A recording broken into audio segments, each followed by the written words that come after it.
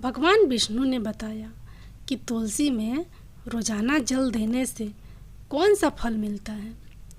एक समय की बात है, माता लक्ष्मी ने भगवान विष्णु से पूछा, हे नाथ, आप तो तीनों लोकों के स्वामी हैं, आपकी तीनों लोकों में पूजा होती है, सभी आपकी कृपा पाने के लिए उत्सुक रहते हैं, फिर भी आप इस तुलसी के पौधे की पूजा क्यों करते हैं, इसे रोजाना जल क्यों चढ़ाते हैं।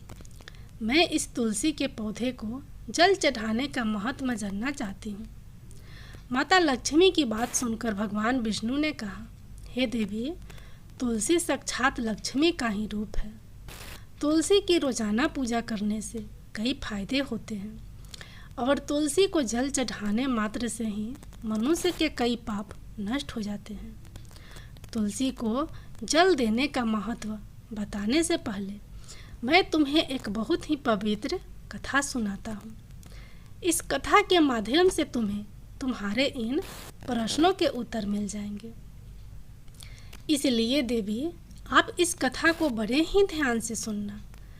भगवान विष्णु ने कहा, हे देवी, जो भी मनुष्य सिर्फ इस कथा को ध्यान लगाकर पूरा सुन लेता है, उसे 100 वर्षों तक तुलसी को जल देने का फल प्राप्त होता है। माता लक्ष्मी ने कहा, स्वामी, मैं इस कथा को बड़े ही ध्यान से सुनूंगी, आप मुझे वह पवित्र कथा सुनाना शुरू कीजिए। भगवान विष्णु ने कहा, देवी, बहुत समय पहले की बात है, किसी नगर में एक ब्राह्मण रहता था। उसका जन्म तो ब्राह्मण कुल में हुआ, लेकिन उसके कर्म नीच प्रवृत्ति के थे। वह ब्राह्मण हमेशा झूठ बोलता और गलत तरीके से पैसा कमाता था। उसका मन हमेशा ही बुरे कर्मों में ही लगा रहता था। वह सदैव ही जुआ, वेश्यावृत्ति और चोरी में ही लगा रहता था। उसने अपने जीवन में कभी भी पुण्य के काम नहीं किए और शास्त्रों का अध्ययन नहीं किया। ब्राह्मण होते हुए भी कभी पूजा पाठ नहीं किया। सदैव ही उसका मन दूसरों के धन पर लगा रहता था और वह दिन में जो भी धन कमाता उसे रात्रि में जुआ और वेश्यावृत्ति में उड़ा दिया करता था। इस तरह वह ब्राह्मण अपने जीवन को पाप कर्मों में ही गुजार रहा था। उसने अपने मुख से कभी भगवान का नाम भी नहीं लिया और ना कभी देवी देवताओं का पूजन किया। इस प्रकार से पाप करते हुए उसे कई वर्ष बीत गए। फिर वह ब्राह्मण कुछ खरीदारी करने के लिए एक नगरी में जा पहुंचता है। उस नगरी के पास में गंगा नदी बहती है और उस नदी में स्नान करने के लिए दूर दूर से लोग आया करते थे। फिर वह ब्राह्मण गंगा जी के किनारे एक आश्रम में ठहरता है। उस आश्रम में अनेक विद्वान ब्राह्मण प्रतिदिन पुराणों का पाठ तथा भगवान की भक्ति में लीन रहते थे। वह ब्राह्मण भी ढोंग करता हुआ वहीं पर उनके साथ रुक गया और उन ब्राह्मणों के साथ रहकर उसे भी भगवान का नाम लेने का अवसर मिल रहा था। वह उसी स्थान पर कुछ दिनों के लिए रुका। फिर वहाँ पर आए हुए लोगों ने गायों का पूजन करके ब्राह्मणों को भोजन कराया, तो उस ब्राह्मण ने भी उनके साथ बैठकर भोजन किया और भगवान का प्रसाद ग्रहण किया। वहीं पर उस आश्रम में एक तुलसी का पौधा था। वह ब्राह्मण जाने अनजाने में उस तुलसी के पौधे में पानी डालता था। उसके मन में कोई विचार नहीं था कि वह क्या कर रहा है। वह प्रतिदिन सुबह उठकर बाल्टी में पानी लेकर तुलसी के पौधे में डालता था। यह उसका रोजाना का नियम बन गया था। फिर एक दिन की बात है, वह आश्रम में सोया हुआ था। तभी अचानक उसके पास एक काला सर्प आया और उस काले सर्प ने उसे नींद में ही डस लिया और थोड़ी ही देर में उस ब्राह्मण की नींद में ही मृत्यु हो गई। और जब सुबह दूसरे ब्राह्मण ने उस ब्राह्मण को इस अवस्था में देखा तो उन्होंने उसके मुख में तुलसी पत्र और तुलसी जल डाल दिया। फिर उन ब्राह्मणों को पता चला कि उसकी तो मृत्यु हो चुकी है। तब वहाँ पर यमदूत आते हैं और उस ब्राह्मण को पकड़कर यमलोक ले जाने लगते हैं। रास्ते में जाते हुए वह ब्राह्मण विलाप करने लगा और यमदूतों से कहने लगता है, हे यमदूतों, मुझे कहाँ ले जा रहे हो और मेरी मृत्यु किस कारण से हुई है? तब यमदूत कहने लगे, हे ब्राह्मण, तुमने जन्म से लेकर मृत्यु तक बहुत पाप कर्म किए और तुम्हारे पापों के कारण ही तुम्हें एक काले सर्प ने काटा और जिसकी वजह से ही तुम्हारी मृत्यु हुई है। और अब हम तुम्हें यमपुरी लेकर जा रहे हैं। वहाँ पर यमराज तुम्हारे पाप कर्मों का लेखा जोखा देखेंगे और निश्चित ही तुम्हें घोर नरक में डालेंगे। फिर से वो ब्राह्मण फूट फूट कर रोने लगा और उन यमदूतों से माफ़ी मांगने लगा, किंतु यमदूतों को उस पर जरा भी दया नहीं आई और वे उसे मारते हुए यमलोक लेकर गए।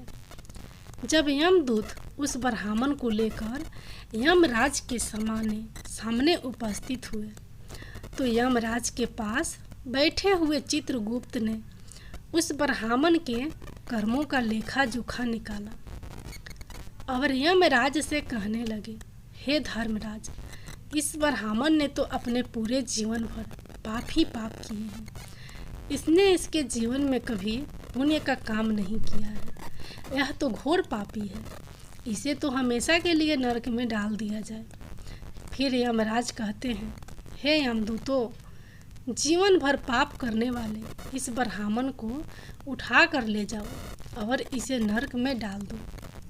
यमराज का आदेश मिलते ही वे यमदूत उस ब्राह्मण को लेकर नरक की ओर चल दिए और ब्राह्मण को पीटते हुए नरक में ले गए और वहां ले जाकर उसे खौलते हुए तेल की कढ़ाई में डाल दिया।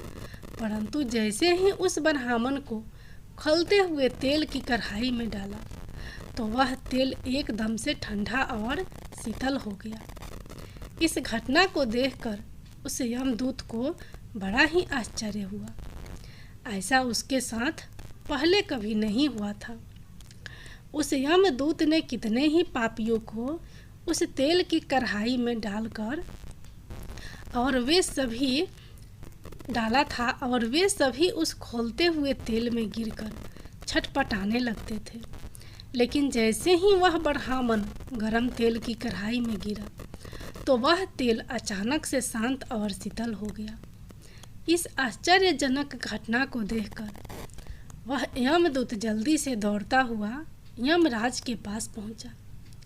यमदूत को देखकर यमराज ने कहा, हे यमदूत, क्या बात है, तुम इतने घबराए हुए क्यों लग रहे हो? फिर वह यमदूत कहता है, हे धर्मराज, आपने जिस ब्राह्मण को नरक में डालने के लिए कहा था, मैंने जैसे ही उसे खोलते हुए तेल की कढ़ाई में डाला तो उस भट्ठी की अग्नि बुझ गई और वह खोलता हुआ तेल भी बिल्कुल ठंडा हो गया। फिर यमराज कहते हैं, हे यमदूत, यह तो बड़ी ही विचित्र घटना है। ऐसा तो पहले कभी नहीं हुआ था।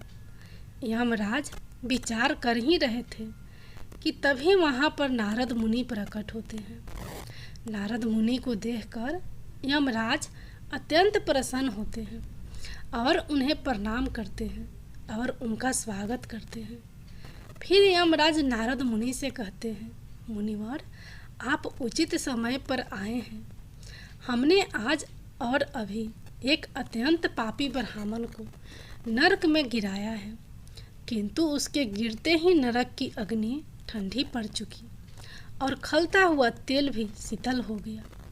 तब नारद मुनि ने यमराज से कहा, हे धर्मराज, आपने जिस ब्राह्मण को नरक में डाला है वह नरक में डालने योग्य नहीं है, क्योंकि उस ब्राह्मण के द्वारा अनजाने में ही ऐसा कर्म हुआ है जो नरक का नाश करने वाला है। जो मनुष्य पुण्य कर्म करने वाले लोगों की संगति करता है उसे उनके पुण्यों का भाग जरूर मिलता है और यह ब्राह्मण तो कई दिनों तक भगवान के भक्ति के साथ रहा है।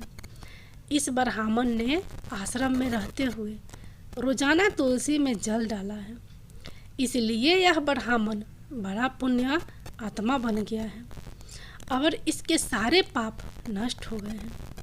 यह ब्राह्मण अब स्वर्ग लोक में जाने का अधिकारी बन गया है। इस ब्राह्मण ने अनजाने में ही इतना पुण्य कमाया है जो कई जन्मों तक मनुष्य को प्राप्त नहीं होता है। इसलिए हे धर्मराज, आप इस ब्राह्मण को नरक में ना डालो और इसके पापों के लिए इसे केवल इतना दंड दो, इसे सभी नरकों का दर्शन कराओ।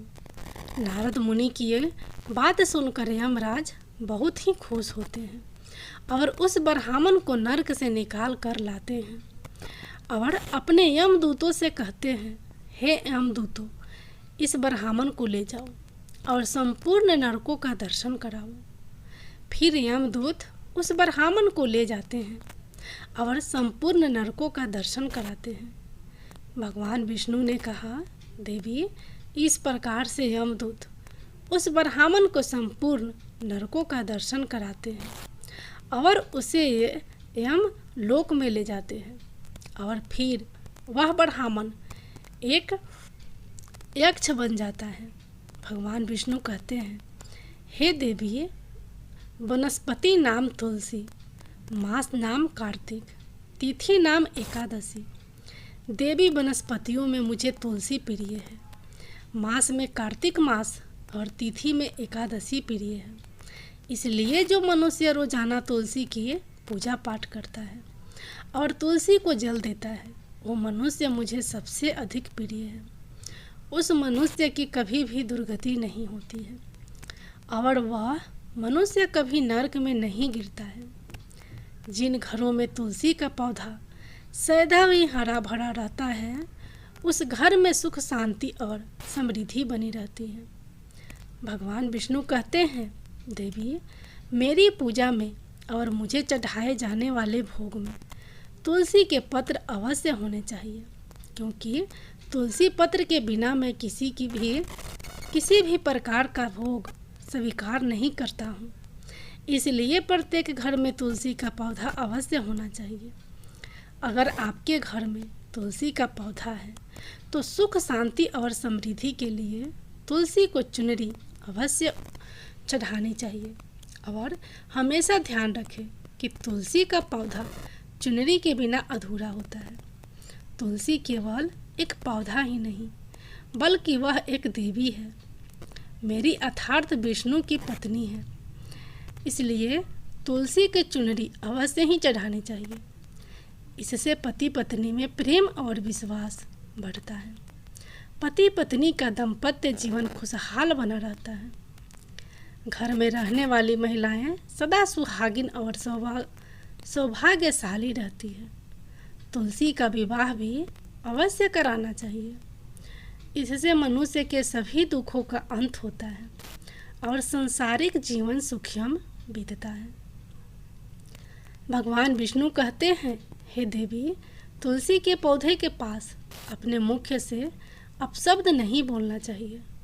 तुलसी के नज़दीक भूल से भी जूते चप्पल अथवा झाड़ू पोछा नहीं रखना चाहिए, इसे पाप माना गया है। तुलसी के पौधे के पास जल से भरा हुआ बर्तन भी नहीं रखना चाहिए। तुलसी के पौधे के पास दीपक जलाने के बाद दीपक को वहाँ से हटा देना चाहिए, क्योंकि तुलसी के नीचे बुझा हुआ दीपक रखना अशुभ माना जाता है। जिस स्थान पर भी तुलसी का पौधा होता है, उस स्थान को हमेशा ही साफ स्वच्छ रखना चाहिए। इसलिए नियमित रूप से तुलसी के पौधों के पास साफ सफाई का ध्यान रखना चाहिए। तुलसी के पौधों में शिवलिंग और गणेश जी की प्रतिमा नहीं रखनी चाहिए। साथ ही तुलसी के गमले में अन्य किसी भी प्रकार का पौधा भी लगाना अशुभ होता है। तुलसी के पौधे के पास कपड़े भी नहीं सुखाने चाहिए, अन्यथा कपड़ों का गंदा पानी तुलसी के पौधे पर गिर सकता है। और हमेशा ध्यान रखना चाहिए, कि तुलसी के पत्र को नाखून से नहीं तोड़ना चाहिए। इससे तुलसी का अपमान होता है। यदि तुलसी के पत्ते सूख कर गिर जाते हैं तो उन्हें कचरे में नहीं फेंकना चाहिए, क्योंकि वे पत्ते पैरों के नीचे आते हैं, जो अच्छा नहीं होता है। उन पत्तों को आप तुलसी की मिट्टी में ही दबा दें। और रविवार के दिन तुलसी के पत्ते नहीं तोड़ने चाहिए, और रविवार को तुलसी को जल भी नहीं चढ़ाना चाहिए। बाकी सभी दिन तुलसी को सुबह स्नान से निवृत्त होकर जल देना चाहिए, और शाम के समय एक दीपक अवश्य जलाना चाहिए। भगवान विष्णु कहते हैं, हे देवी, अक्सर महिलाएं स्नान के बाद अपने बाल खुले रख कर ही तुलसी को जल देती हैं। ऐसा करना गलत होता है। महिलाओं को हमेशा ही अपने बाल बांधकर माथे पर सिंदूर लगाकर ही तुलसी में जल देना चाहिए। इससे तुलसी का आशीर्वाद प्राप्त होता है।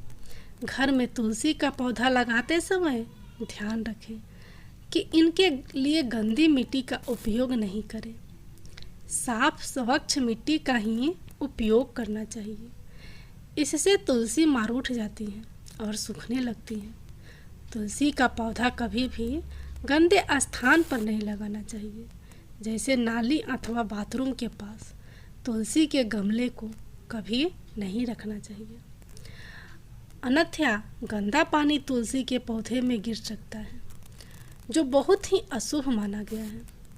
घर में तुलसी का पौधा कभी सूखना नहीं चाहिए। शास्त्रों में ऐसी मान्यता है कि तुलसी का पौधा सूखना अकाल मृत्यु की सूचना देती है।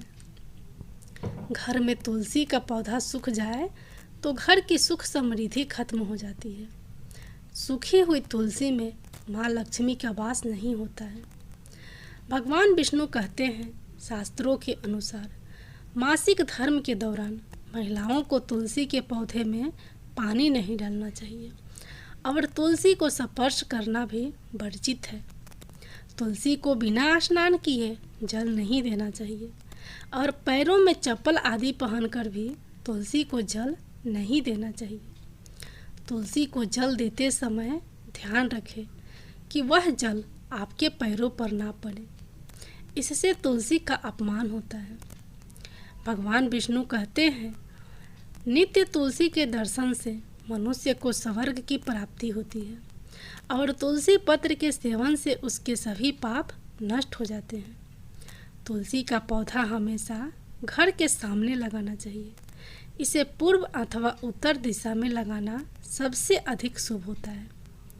तुलसी के पास मरुस्थलीय पौधे रखना बहुत ही अशुभ माना जाता है। ऐसे पौधों से नकारात्मक ऊर्जा निकलती है। शास्त्रों में कहा गया है, जिन पौधों से हरी भरी कलियों की उत्पत्ति ना हो, उसके स्थान पर कांटे निकलते हो, तो ऐसे पौधों को तुलसी के पास कभी नहीं रखना चाहिए।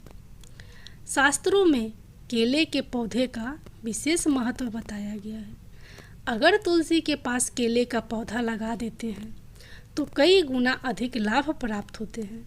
केले के पौधे में देवी स्वयं वास होता है। इसे तुलसी के पास लगाने से घर में सुख समृद्धि आती है। तुलसी के पौधे में शालिग्राम भी अवश्य रखना चाहिए। तुलसी के गमले में शालिग्राम रखने से तुलसी का और भी अधिक शुभ प्रभाव आपको देखने को मिलेगा। शालिग्राम मेरा ही निराकार रूप है। यह काले रंग का पत्थर होता है, जिसे विलक्षण और मूल्यवान माना गया है। इसे अगर तुलसी के गमले में रखेंगे तो आपके घर से संपूर्ण नकारात्मक ऊर्जा नष्ट हो जाएंगी। घर में केवल एक ही शालिग्राम की पूजा करनी चाहिए। भगवान विष्णु कहते हैं, देवी, मेरा मूर्ति से कई ज़्यादा उत्तम होता है शालिग्राम की पूजा करना। शालिग्राम को चंदन लगाकर उस पर एक तुलसी पत्र रखना चाहिए। प्रतिदिन शालिग्राम को पंचामृत से स्नान कराना चाहिए। ऐसा करने से मनुष्य के सभी जन्मों के पाप नष्ट होते हैं। शालिग्राम सकारात्मक और सात्विकता का प्रतीक होता है। इस प्रकार भगवान विष्णु ने माता लक्ष्मी को तुलसी के पौधे को जल देने का महत्व बताया और घर में तुलसी का पौधा लगाने के सभी नियम बताए। तुलसी माता की जय, भगवान विष्णु की जय।